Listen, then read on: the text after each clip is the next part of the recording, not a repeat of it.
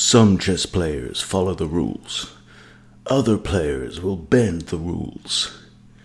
But follow me as we take a dark and mysterious path into another dimension. Follow me as we revisit the dumbass opening. Hey guys, so I've got a nice little game to share with you this morning. I've made one of these videos before and it's time for another one because I've played a rapid game, 30-minute rapid game against a player rated around 1400, and we have ourselves another dumbass opening. So lots of fun. I'll take you through the game. So before we start, just what I want you to get out of this is what my opponent does in the opening, or rather what they don't do, is felt immediately, and the whole game is like beyond his reach. Okay, so just we'll go through it. So I start with e4, good opening, right? And now a6. We are already buying a one-way ticket to dumbass openingville. d4, my opponent is offering me the center. Let's accept it willingly. And now b5. Okay, so let's just stop here. We've played two moves only. Okay, now these are the squares that my pawns occupy that they didn't occupy before, right? What squares is my opponent looking at that he wasn't looking at before? Those three, right? Can you see the difference? Right? Mine are in the middle of the board, important squares. He is controlling not very important squares. Okay, and I can avoid that area of the board very easily. Now, let's also look at development. Okay, so my knights can come out, and of course so can his, because knights can jump over pieces. No problem there. What about bishops? Okay, my dark squared bishop has that diagonal. My light squared bishop has that diagonal. Right? My queen has that diagonal. So now I can get all of my minor pieces, both my knights, both my bishops, and my queen out into the board, right? Let's look at black's situation. Bishop, nope. Bishop has one square it can go to. The knights obviously are fine, and the queen is stuck. Okay, two moves in, I can now practically complete development without having to move any more pawns. This dumbass has foregone the opportunity. He might develop one bishop at some point. Okay, so now move 3, knight to f3. Makes sense. It's on the king side. It's going to help me to castle quickly. Just need to get my bishop out, and we are good. All right, and now my opponent decides to push a pawn into the center with pawn to d5, which I accept. Now, why do I initiate the exchange? Well, I don't really want black to capture here. One option could be to play like knight to b3, but that might invite a pawn push and kick the knight, and then this pawn could be undefended. Another option could be knight to d2 to defend the pawn, but again that kind of blocks off my bishop. So that's one scenario, and there's no real scenario in that I think is a really good one. So now let's look at the alternative. Well, what if I capture? The only piece that can recapture is the queen, and then I get to develop my knight to c3, kick the queen, and the queen has to move, right? So which of those images is better? Well, it's this one. Bang, bang, bang. Okay. Now the queen has to move, moves with check. Now the computer didn't like this move terribly much. It said that bishop to e2 was better. I decided to offer my queen there because I feel like already in this game I have the upper hand. Now, if he now decides to trade queens, I recapture with a bishop. I've then got 3 minor pieces out in the board to his 0. Okay? And that is what he does. In proper, true, dumbass fashion, he trades off his only developed piece on the board, and now I've got 3 pieces developed. I'm very close to castling, and he's nowhere at all. Bishop comes out, and now I bend one of the rules by moving a developed piece a second time, but there's a very good reason, because I am attacking c7 and then the fork, threatening the fork on the king and the rook. So he is forced to move to defend the pawn. So this rook has moved, therefore there's going to be no castling in this direction. Let's see if my opponent gets the castle at all. So now I develop my final minor piece, and with 2 attackers on there, and now the king moves over here, and now there's no chance of castling whatsoever. Plus, he's still got, both knights are still at home, this bishop is going nowhere fast, and neither is this rook. Okay? And from this point in the game now, all I need to do is get my king safe, and then just attack. It's like, okay, no problem. So now I bring my knight in, now I'm threatening this pawn. So it's great, we've got this situation with the knights in the middle, threatening both of these fork pawns, right? The c7 and f7. It's also hitting this bishop, okay? So does black want to trade bishops? Nope. Black moves his bishop back to d5. And now I simply defend my knight with my other bishop, also opens up maybe this semi-open file on the e-file.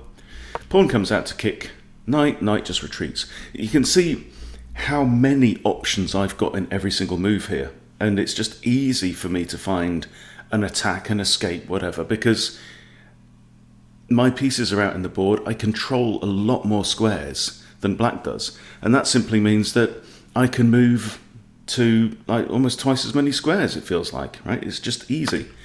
So now we have a trade. He takes off the knight, giving up his bishop, so now I have the bishop pair. Happy about that. Knight comes across, and now I castle, okay? So now we've finished the starter, and I'm already onto the main course. My opponent still has lots of pieces in awkward and undeveloped situations, right? Knight comes out to attack my bishop. I'm not interested in that. Just drop it back to f3. I'd like to keep the bishop pair. Got a nice open board. Got king in the middle of the board.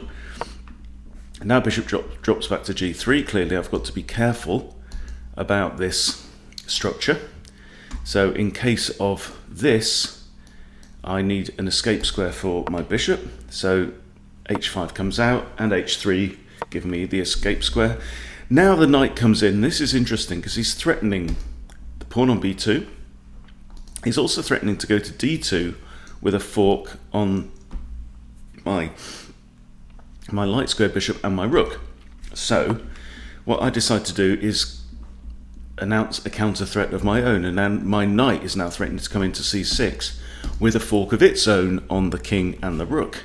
So black actually decides to have a think about this for over a minute and moves the knight back to defend this square, which is all very well. Now I decide to go in anyway, forcing an exchange of knights. This is fine. Look where his pieces are now. I have 2 really, really good bishops out in the board. My king is nicely safe and castled. And what's black got? He's got a rook that's moved 1 square forward. All of his other pieces are still where they started the game. Knight comes out now to h6. I centralise my rook, line it up with his king. Now we have a double attack, kind of, on the defended pawn and the defended bishop.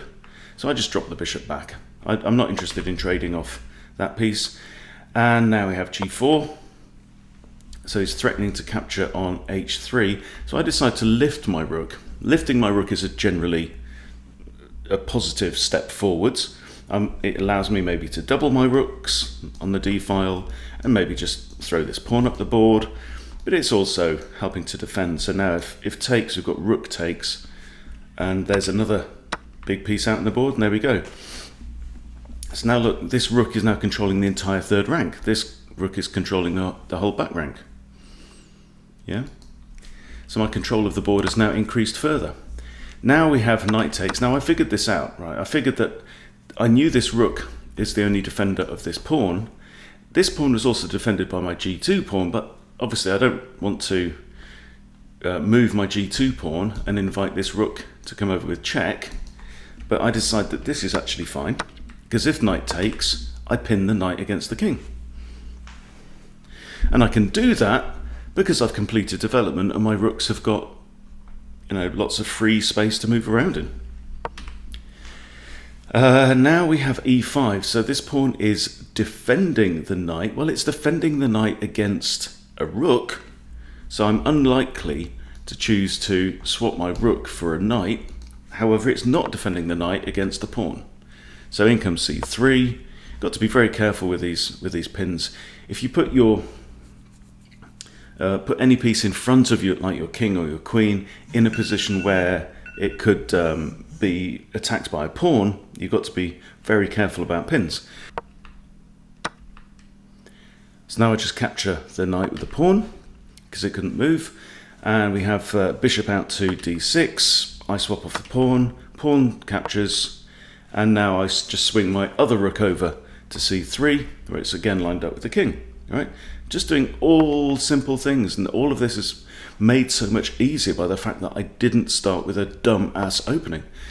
Okay, now I move my bishop out of the way, so this pawn is now pinned, and it's also preventing this e-pawn from advancing up the board. We have a little attack against the rook, doesn't bother me. I'd move my rook up here, so now this bishop is also pinned, because if this bishop moves and there is no check, right, then I get a free rook. King goes here, and my rook just drops back, attacking this pawn, defends the pawn, and now I can grab this pawn because the bishop is pinned. Because when the king moved behind the bishop, it means that this pawn is now no longer defended because of the pin on here. But obviously I have to move the rook first. Now pawn moves, now I can simply grab another pawn, and now I grab the bishop, and this is all just, you know, it's a walk in the park. It's a cakewalk. It's lovely. And we have a little bit of manoeuvring now. This is an interesting part of the game. So my opponent has just pushed h3. So what are they thinking? Are they thinking I'm going to play h2 with check, or are they thinking I'm going to capture the g2 pawn? And I figure actually that either of these is absolutely fine, and I can just proceed with my idea, which is the reason why I moved my rook to this square, is so that it can get to g7 and skewer the king and win the rook. Okay, so he plays the pawn there. I'm covered either way. Rook up, king has to move, and I simply grab the rook. So now I am a full rook and a bishop ahead in this game. Now the pawn goes there and simply king to h1, and that king is safe.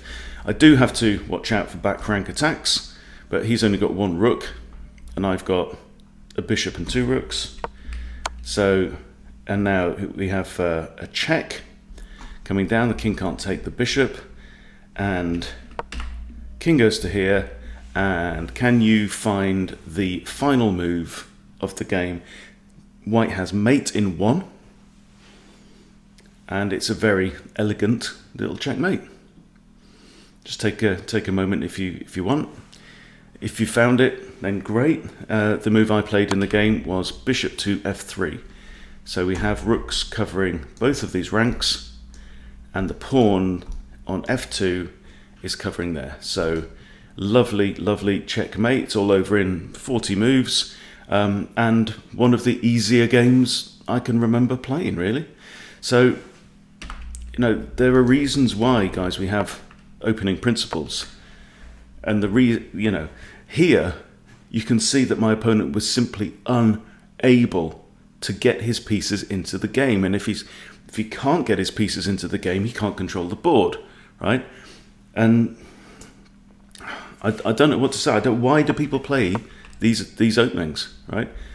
As we saw, this is the key point. 2 moves in. The only minor piece that he has released is 1 square for one of his bishops, whereas at the same time I have released both my bishops and my queen, and they can now come into the board and do whatever they want. So there you go. Always a useful lesson. Are there crazy weird openings that can sometimes work? Yes, but not really when you're playing 30-minute rapid or longer time formats, because your opponent should just be able to pick you to bits, spot any traps. They've got time to think it through. I took all the time I needed on this game, and quite honestly it wasn't terribly much. Let's see, how did we finish the game? So we finished the game So my opponent had used less than half of his time. He had 16 minutes left on the clock. I still had 20 minutes left on the clock. It really was just very, very simple, very relaxed, and very easy to punish this guy and kick his ass, really. So there you go. Hope this has been useful for you. I thought it was a fun game and nice to share. If you haven't subscribed to Chess Bootcamp, please do subscribe. Thank you for watching. See you soon.